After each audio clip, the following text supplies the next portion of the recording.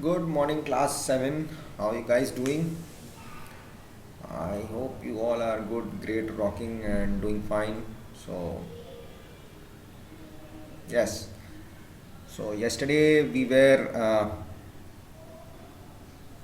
on that English part. Sorry, not yesterday, I'm forgetting the date. So, anyways, I hope you all are getting ready for your exams, getting prepared. And see, one thing basic I want to tell you is you have to, each and every video I'm telling everybody that you have to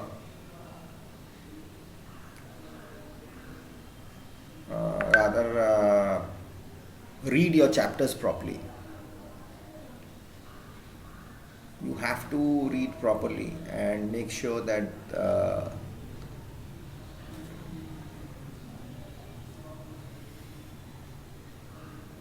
make sure, in the sense I want to tell it in a more elaborate way, you have to make sure what is there inside that chapter. Focus on it, understand it. If you don't understand it, it will be very difficult for you to uh, get hold of it. So it's not about the, oh sorry, class 7 again, sorry, that question answer part comes to my mind. You have to understand what is there inside that chapter. You have to know, you have to read it as a story, you have to understand it, so that when that question comes, answers are going to come. Is that KBC, the answers, four options are going to come, so you have to know your chapter to answer those questions. The answers are there. It's not that the answers are not there. What happens with question paper? You get questions, you have to think about the answer, what you have learned, and then write. What is MCQ? Multiple choice questions. Means there are answers, multiple choice. So the question is there, yeah, what choice is there? So if the choices are there, you have to know what is the actual choice. Right?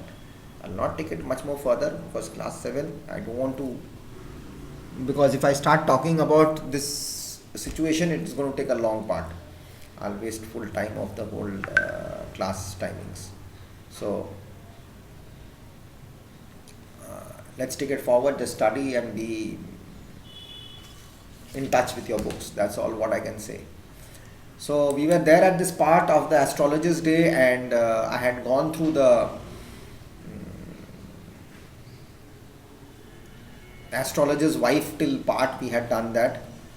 It's a minuscule role that the astrologer's wife plays an important part in the denouement of the story, helping the astrologer to take the great load off his chest. So when you talk to someone, you know that what I have to say, and you feel very relaxed. And there is some irony, some fantasy type of irony, and there's some type of funny kind of moments in this story. Uh, the crafty ways of taking your job, the astrologer ways of carrying out his profession, the gullible people who came to him for solutions and finding respite. He knew no more of what was going to happen to others that he knew what was going to happen to himself the next minute. He knew that. He was a much stranger to the stars as were his innocent customers. I told you this. So we don't know what's going to happen the next minute. Does any astrologer know that a pandemic was coming? Nobody knows. Only China knew that. Okay.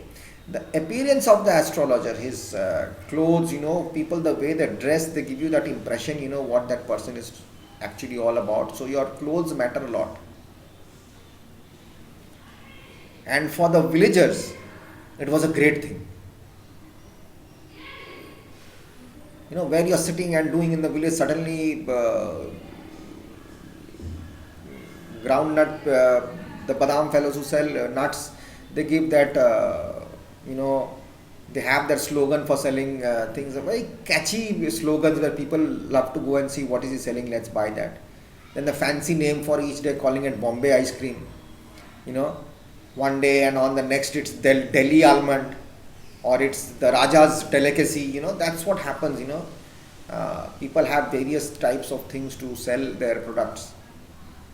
Catchy phrases, used by many street vendors also in the towns and towns of India where people lure customers to come in, and it's a vibrant marketing style has been very vividly captured by the author here, by R.K. Narayan. You'll see in the trains, you'll see in the buses, you'll see in the market the way they shout, oh, they'll give one slogan and you look at the shop, okay, he's selling this, let me go and check. Okay, so there are various types of selling in Kolkata. When you walk on the streets, on the main roads, there are people. It's good to walk in Kolkata. While you are walking on the street, they'll sell in such a way that you have to stop and see it. There are slogans, these small kids, these boys, these young people, and the fellow also who's selling juice also, he shouts at you. He'll talk to you in such a way as if he knows you. He'll just suddenly pull the chair. Oh sir, good morning sir, how are you? Yesterday I saw you there. So how was everything sir? Please sit down, have a juice. As if he's giving it to you for free, but you know that you have to pay for it. That type of vibrant to sell, you have to catch hold of the customer. It's the marketing style, it's in marketing, See, selling is a very difficult thing. You can sell anything, selling is very easy. You can sell anything to anybody. But selling it to the right person and making sure that person is going to come back to you, making that customer, is the main difficult part. Even a bald man can buy a comb, right? Because in his family everyone is not bald. So it's normal, a bald man can also buy a comb, right? So it's like that. That's the marketing strategy. No business without show business. Now what is the societal satire, I rather seen as a societal satire, the fun place, the normal thing which happens in the society, or other literature, drama, film type, that makes use of humor. There is irony, exaggeration, ridicule to expose and criticize the behavior of people. Is that my part of the societal satire? Many quotes dealing in the past. The past is history and future being a mystery, and so on and so forth. These are type of satires, The story goes on, show how past can actually affect the present and future of one's life. That's what it's saying. Past is history and future is a mystery. We don't know what's going to happen. The astrologer had committed a folly by getting into a quarrel when he was a drunk youngster. When he was young, I'm throwing it back, as I've told you. And I'll come back in the next video.